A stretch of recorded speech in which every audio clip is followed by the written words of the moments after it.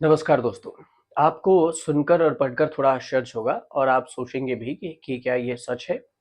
लेकिन एक बार की यकीन नहीं होता होगा, लेकिन आपको यकीन करना होगा और ये हकीकत भी है।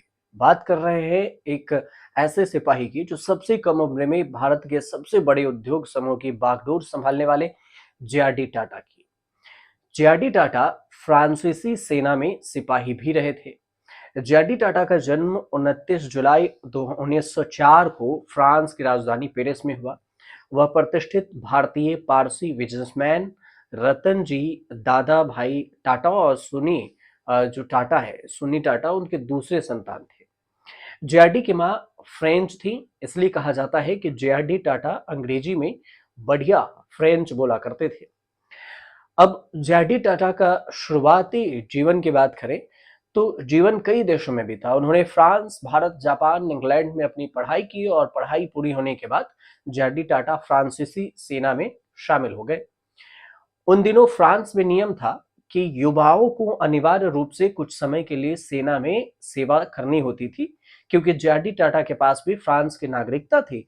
इसलिए यह उन पर भी लागू होता था और इसलिए उन्हें सेना में रहना पड़ा था।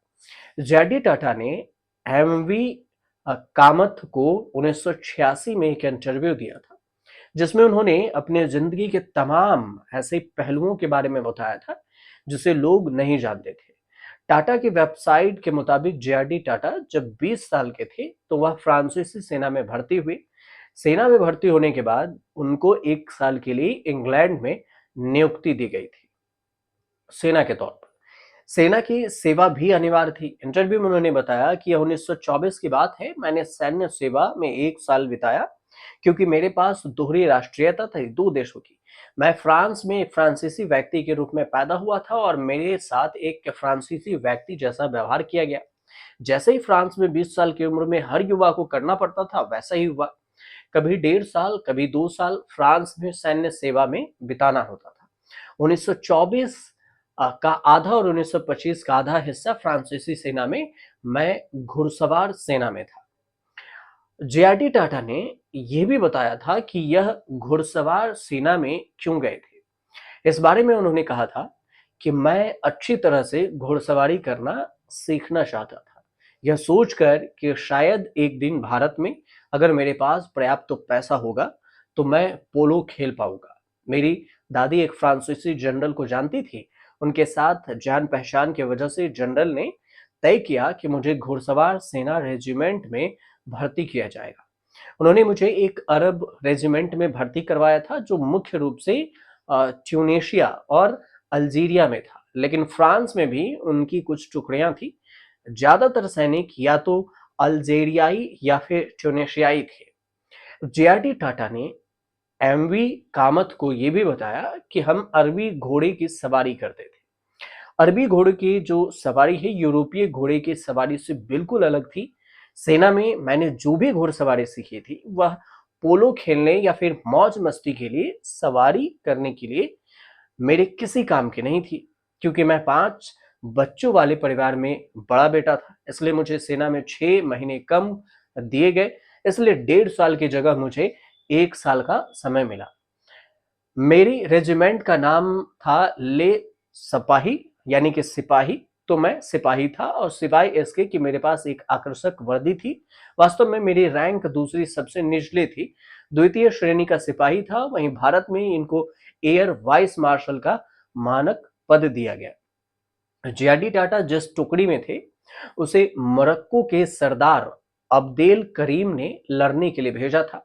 अब्देल करीम ने फ्रांसीसियों के खिलाफ विद्रोह किया था, इसलिए फ्रांसीसी सेना को उससे निपटने के लिए भेजा गया था। जेआरडी को लगा कि अफ्रीका में युद्ध हो रहा है, उसमें भाग लेना रोमांचक अनुभव होगा।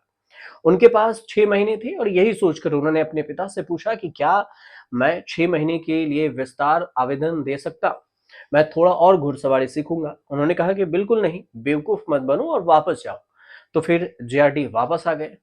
उनके जिस टुकड़ी को अब्देल करीम से लड़ने के लिए मोरक्को भेजा गया था उस पर घात लगाकर हमला किया गया और पूरी तरह से नष्ट कर दिया गया। यानी जेआरडी टाटा भी उसमें शामिल हो सकते थे। भाग्य से उनका भाग्य ने उनका साथ दिया और वो नहीं गए। फिर अपने बेटा जो उस वो उनके बेटा जो पिताजी थे कह रहे थे कि देखो भाग्य से आप बच गए। फिर टाटा समूह के अध्यक्ष बने। अब ये घटना जेआरडी के जीवन का निर्णायक मोड़ थी। जेआरडी टाटा महज 34 साल की उम्र में 1938 में टाटा सन्स के चेयरमैन बने और 1991 तक इस पद पर बने रहे। जेआरडी टाटा 53 साल तक देश के सबसे प्रतिष्ठित बिजनेस समूह था टाटा सन्स और उसके चेयरमैन रहे। जेआरडी ने दिसंबर 1925 में एक अवतानिक जो था प्रशिक्षु के रूप में टाटा समूह ज्वाइन किया था, ट्रेनी के रूप में। 22 साल की उम्र में पिता के निधन के तुरंत बाद वह टाटा समूह की प्रमुख कंपनी टाटा सन्स की बोर्ड में शामिल हो गए। जेडी टाटा के कार्यकाल के दौरान टाटा ग्रुप की 50 गुना तक ग्रोथ हुई। उन्होंने अपने कार्यकाल के दौरान टाटा ग्रुप की 14 कंपनियों की नींव रखी, जिसमें टाटा मोटर्स, टाइटन्स और एयर इंडिया जैसी सफल कंपनियां शामिल हैं।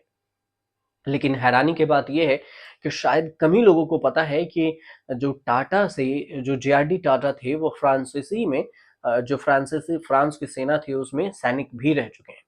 इसलिए इसकी जानकारी आप तक पहुंचाना जरूरी था, इसलिए हमने सोचा कि आप तक ये पहुंचा दें। फिलहाल आपको ये वीडियो अगर अच्छी लगी हो, ये जानकारी अच्छी लगी हो तो चैनल को सब्सक्राइब कर लीजिएगा और शेयर भी कर दीजिएगा, कमेंट भी कर दीजिएगा।